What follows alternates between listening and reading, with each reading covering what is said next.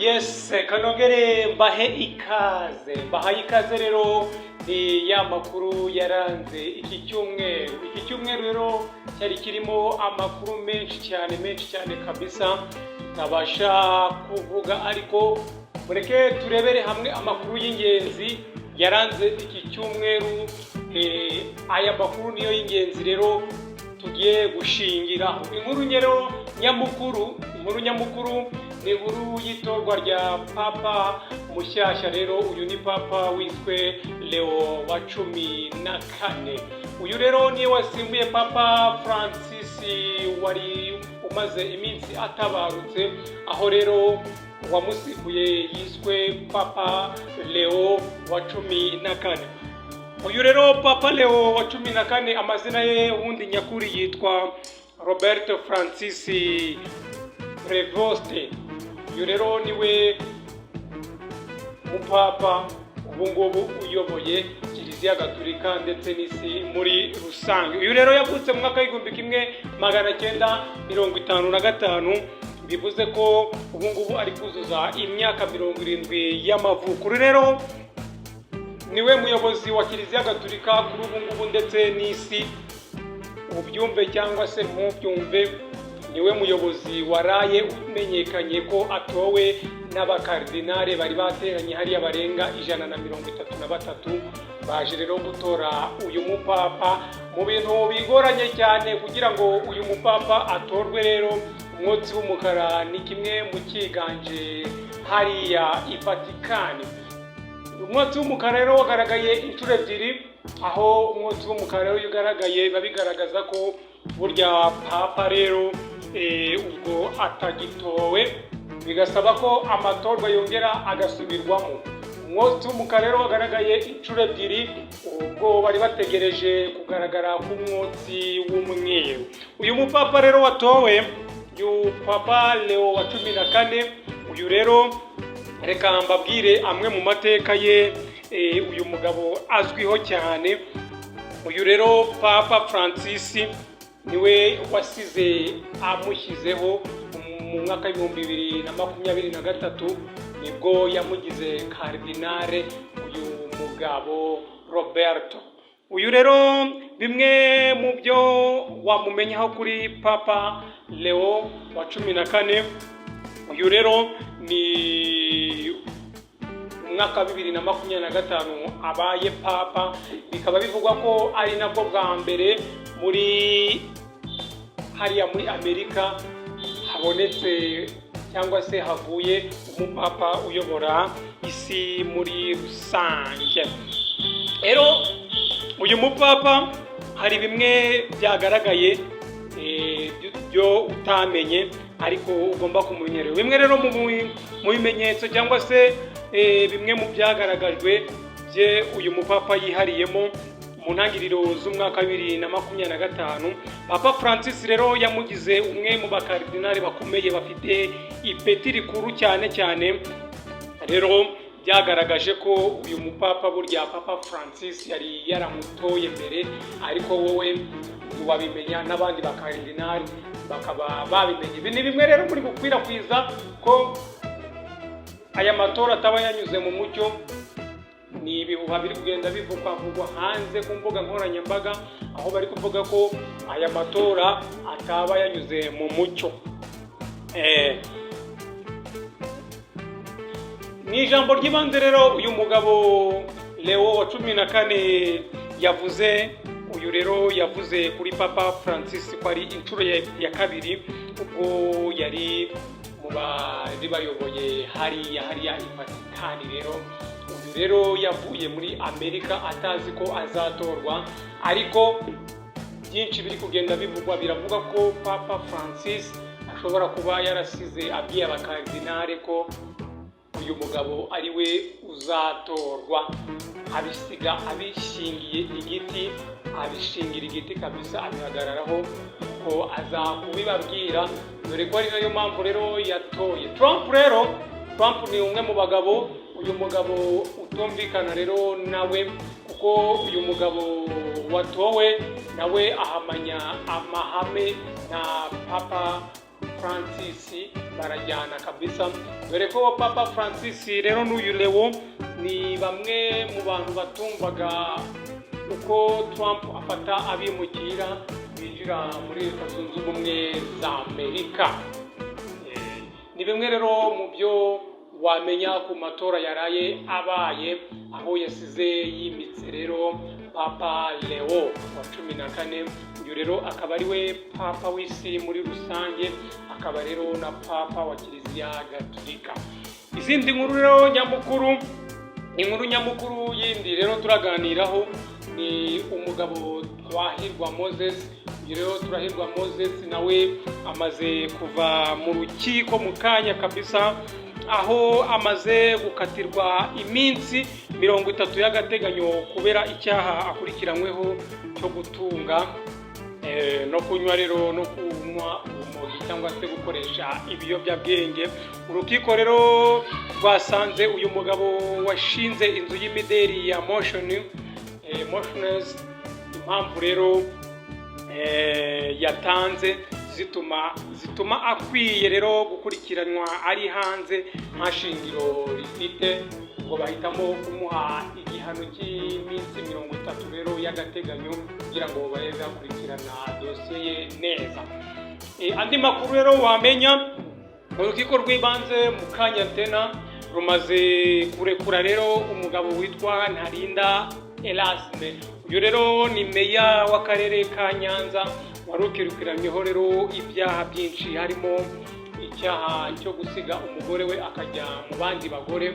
Uyu rero ngira ngo mu minsi ishize cyane mwagiye mubyumva ko yagiye ajya ku wundi mugore, hari umugore bari baramureze. Iki kirego rero cyari cyatanzwe n'umugore we, aho yarimo amurega uriya mugore rero. Ubwo rero bigaragaye ko umugore noneho we yisubiyeho, aza gutanga ibaruwa ku bugenzacyaha asabira umugabo we imbabazi. Meya rero niko gufatwa umwanzuro wo kumurekura. Mu kanya gashize nibwo uyu mugabo rero ageze hanze. Bivugwa ko rero umugore ari we wamusabiye imbabazi. Iyindi nkuru rero ni indirimbo nshyashya ya Chris Easy ndetse na Deben na Kevin Kade. Iyi ndirimbo rero harimo hihanangirizwa abantu benshi ku mbuga nkoranyambaga, bagenda bayitambaza bayikorera amashusho agiye atandukanye. Gusa mu bintu bimwe byagiye bigarukwaho, biravugwa ko iyi ndirimbo itari yakorerwa amashusho rero video official ntabwo yari yajya hanze, ahubwo audio niyo iri hanze. Rero nayo ushaka kuyireba wayisanga kuri platform ya Chris Easy. Uyu rero niwe wayaploadinze, nayo ikaba ari audio gusa. Ugiye ku mbuga nkoranyambaga wahasanga amavideo menshi amwe bari kugenda bakoresheje AI. Ni bimwe rero mu byagiye bivugisha bari abahanzi batatu, aho bagiye bavuga ati abantu bari kudukorera ibintu bibi, abo nituza kubaripotinga ati bihangane. Rero wowe uburirwa kugira ngo ureke kwica igihangano cy'undi muntu, ko bo baravuga ko video batari bayishyira hanze. Iyi ndirimbo rero ni indi ndirimbo iri guhangana n'iya Diamond ndetse na Bruce Melody, mu ndirimbo nshyashya nazo zitegura kujya hanze zigatwika.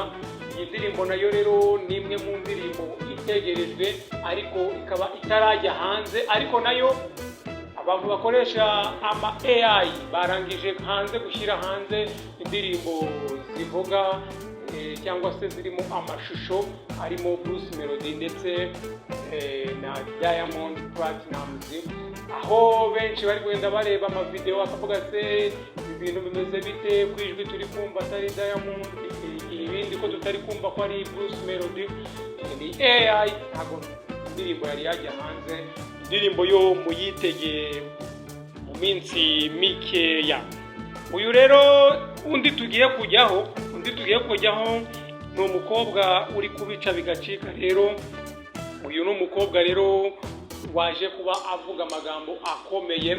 Iyi video yari imaze iminsi iri guca ibintu rero, ati rero ni umukobwa witwa Natasha muri iyi minsi rero nawe ari gutwika cyane, avuga ko ni mu kanya aho amaze guhura n'ikinyamakuru Igihe, yari kuri televiziyo rero we yiyemereye ko harimo agafaranga kabisa yajya kuri kamera akambara ubusa ubundi agakina filime y'urukozasoni, ariko yaje kubavuga ati yewe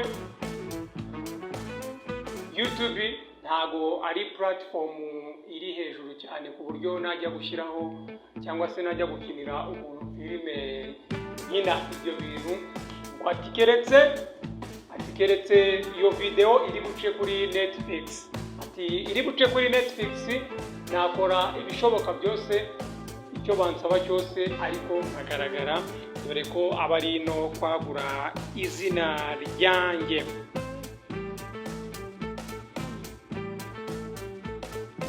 Tugarutse rero ku muhanzi The Ben ndetse na Chris Easy, ni bimwe rero mu bigiye hanze mu kanya n'amashusho yari yarahishwe bari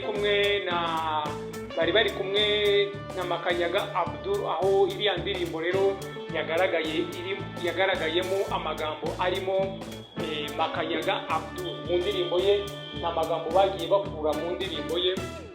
Uyu rero The Ben yaje kuba avuga ku mbuga ze zitandukanye, avuga ko iyi ndirimbo n'aya magambo bakuye mu ndirimbo za Makanyaga babifitiye uburenganzira, ndetse baza kugaragaza amashusho bari kumwe na Makanyaga Abdul. Ubwo rero Makanyaga Abdul bigaragara ko yabemereye ko bakoresha izi ndirimbo cyangwa se aya magambo yo mu ndirimbo. Ibindi rero turakomeza tubikurikirane, gusa ntavuye ahangaha muri studio ntababwiye kambasomere amagambo y'uyu mukobwa we yaje kuba rero yivugira. Uyu mukobwa rero uyu rero wavuze ati ngewe uyu ni Natasha, rero ni video imaze iminsi iri gutreninga kabisa, abantu bavuga ati hahiye mu Rwanda. Ati rero uyu mukobwa nawe aje nka bya bindi by'abajaki. Rero kanze mbasomere mwiyumvire namwe ibintu yaje kuba avuga. Ibi rero uyu mukobwa yabigarutseho mu kiganiro yagiranye n'Igihe, akaba yasubizaga rero by'umwihariko abibaza cyangwa se abamubajije kuri filime yitwa Love's Cage. Iyi ni filime rero igaragaramo uyu mukobwa ari kumwe n'umusore bari kuryamana mu buriri. Uyu rero mbabarire aherutse gukora agashya rero agace muri iyi filime, ashyiramo rero ayo mavideo ari kumwe n'uyu musore y'urukozasoni, aho abantu benshi n'abanyarwanda muri rusange batabyumvishe neza. Muri iki kiganiro rero Natasha Ndahiro yavuze ko ibyo yakinnye muri filime byari akazi, kandi ko yaba inshuti ze n'umuryango we ndetse badakwiye kumugendaho, dore ko ibi ngibi ari bye ubuzima bwe. Ati nge rero abantu mbona bandeba cyane bamvugaho ibintu byinshi ngo nazanye uburaya, ariko se ni nge wa mbere ubuzanye. Ati ko mureba amafilime yo hanze, ko mureba amafilime asobanuye, ati ko mureba ibyo bintu, ni nge wa mbere waba ubizanye.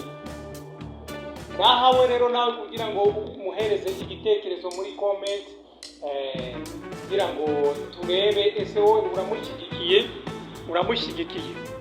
Uyu mukobwa kandi rero yongeye gushimangira ko nta kintu atakina muri filime, ahubwo ikibazo ari uko isoko ry'iyo filime ryaba rihagaze. Biravugwa ko rero isoko ry'iyi filime waba ugiye kumushyiramo yose, iyo filime iraba iraca kuri Netflix cyangwa se bitangazamakuru bigiye bikomakomeye mu gutunganya amafilime, we yakina atitaye mu yambaye ubusa cyangwa se nta kintu cyabaye. Nari Emmanuel, kora subscribe ubundi dukomezanye kora share kuri iki kiganiro, ubundi utange comment, ibindi naho ubutaha. Ciao ciao, ugire amahoro y'Imana.